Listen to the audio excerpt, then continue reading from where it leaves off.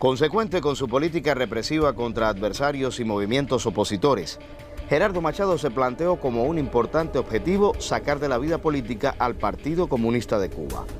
El Partido Comunista desempeñó un papel importante en la derrota de la dictadura de Gerardo Machado Morales. En los primeros años de la década de 1930, centró su política en la línea de clase contra clase, siguiendo la táctica y los principios de la Internacional Comunista, de la cual constituía una sección. El Partido Marxista-Leninista aspiraba a solucionar la aguda crisis neocolonial, estableciendo una república soviética de obreros, campesinos, soldados y marinos, bajo la hegemonía del proletariado. En ese contexto, impulsó la lucha de masas, la propaganda, la constitución de sindicatos, las huelgas, así como la movilización continua de los obreros y otras actividades contra el régimen. La acción de mayor envergadura fue la organización y dirección, junto con la CENOC y otras organizaciones afines, de la huelga general del 20 de marzo de 1930. En 1932, concebido, organizado y dirigido por el partido, se creó el Sindicato Nacional de Obreros de la Industria Azucarera, que reafirmó el apoyo del proletariado azucarero a las reivindicaciones de los sectores más explotados del campesinado y su decisión de luchar contra la dictadura, derrotada finalmente tras la exitosa huelga del 12 de agosto de 1933. Así, los conceptos unitarios de Mella y Villena matizaron el enrolamiento de los comunistas en la lucha política antimachadista. Pero el derrocamiento de esta dictadura no propició el triunfo de la revolución. En abril de 1934, el Partido Comunista celebró en la clandestinidad su segundo congreso, que mantuvo la consigna por el poder soviético de obreros, campesinos, soldados y marinos, y por la revolución agraria y antiimperialista. Si bien el antiimperialismo y el agrarismo podrían convertirse en plataforma de unidad entre otras fuerzas políticas, la declaración de crear soviets no se correspondía con la realidad cubana. En el cónclave fue electo el comunista manzanillero Blas Roca Calderío como su secretario general, cargo que ocupó hasta 1961. El Partido Comunista mantuvo un fuerte activismo orientador y de organización del movimiento sindical tras la derrota del dictador Gerardo Machado. Junto al partido se desarrolló y fortalecieron la Liga Juvenil Comunista y la Sección Cubana de Defensa Obrera Internacional. En 1935, aunque el liderazgo del partido consideró que no existían condiciones para organizar una huelga y derrocar al gobierno de Mendieta, decidió apoyar la convocatoria que hiciera el Comité de Huelga Universitario a la huelga general del mes de marzo. Tras su fracaso, se desató una violenta represión del ejército y la policía bajo las órdenes de Fulgencio Batista. Al año siguiente estalló la Guerra Civil Española, prolongada hasta 1939. El Partido Comunista, junto con otras organizaciones, se dieron a la tarea de reclutar y trasladar voluntarios que engrosarían las brigadas internacionales a favor de la Segunda República Española, al tiempo que apoyó decididamente a los exiliados españoles.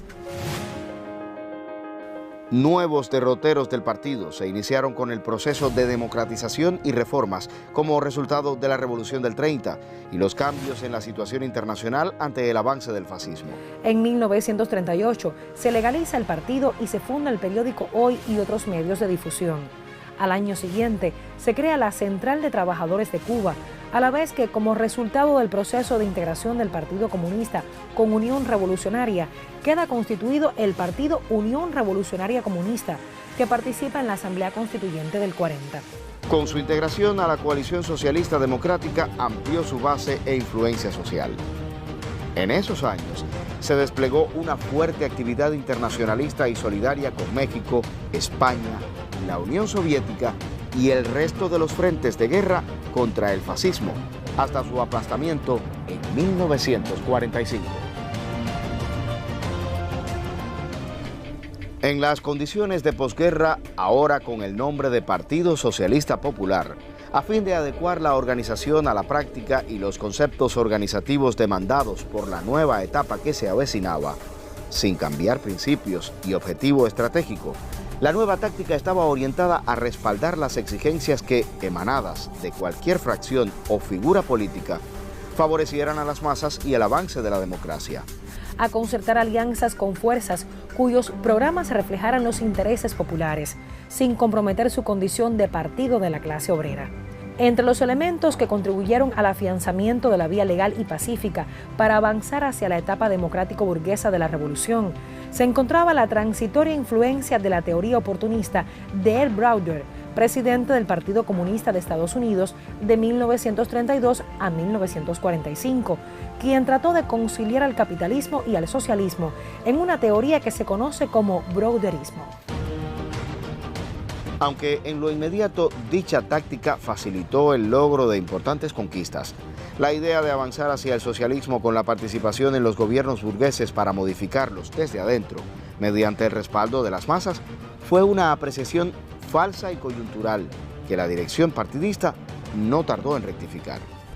Cuando Ramón Grau San Martín, por el Partido Auténtico, asumió la presidencia de la República, el Partido Socialista Popular declaró que respaldaría todo aquello que contribuyera a la unidad nacional y al progreso del país, pero que su táctica estaría determinada por la actitud del presidente con respecto a la CTC y al movimiento sindical. Con el inicio de la Guerra Fría, las condiciones se modificaron. En ese contexto se producen el asalto por el gobierno a la CTC, la destitución de Lázaro Peña y el resto de los líderes obreros comunistas, así como encarcelamientos y asesinatos. En respuesta, el PSP abandonó el bloque parlamentario de apoyo al gobierno de Grau en la Cámara y el Senado y se declaró independiente. El partido regresaría a la lucha por el restablecimiento de la unidad mediante la creación de los comités de defensa de las demandas obreras y la democratización de la CTC, sobre la que se había impuesto el control de los auténticos con Eusebio Mujal. En 1948, el partido se insertó en la campaña electoral con candidaturas independientes a escala nacional y provincial, llevando para la presidencia y vicepresidencia de la República al binomio Juan Marinelo-Lázaro Peña. Las elecciones llevaron al poder a Carlos Prioso Carrás, también por el Partido Auténtico. Tras ese resultado, la táctica electoral del Partido Socialista Popular se centró en la reconstrucción de la unidad de los trabajadores y de todas las fuerzas progresistas en torno al Plan Cubano contra la Crisis, basado en el desarrollo de la producción nacional para el mercado interno y la adopción de una política cubana independiente del imperialismo para enfrentar la crisis económica y para dar respuesta a las demandas inmediatas y urgentes de las masas. También favoreció el desarrollo de la preparación ideológica y política de los trabajadores, al retomar la movilización popular como arma de lucha y desarraigar los métodos legalistas de los últimos años. Su efecto se apreció en el crecimiento de la movilización de las masas, el desarrollo de huelgas y la sustitución de direcciones sindicales mujalistas, pero no produjo el mismo efecto en la lucha electoral. No obstante, se lograron espacios políticos en algunos municipios, tal es el caso de la alcaldía socialista en Yaguajay, como lo fue Manzanillo a inicios de los años 40.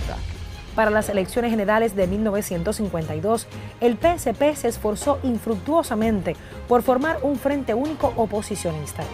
El resto de las fuerzas políticas no aceptó la alianza con el PSP ni su programa para lograr un gobierno de Frente Democrático Nacional. El partido llamó a votar por el candidato del Partido Ortodoxo como figura capaz de aunar a las fuerzas oposicionistas y derrotar al gobierno. Pero esta solución tampoco pudo alcanzarse. Sobrevino el golpe de Estado del 10 de marzo de 1952 y con él la dictadura de Fulgencio Batista.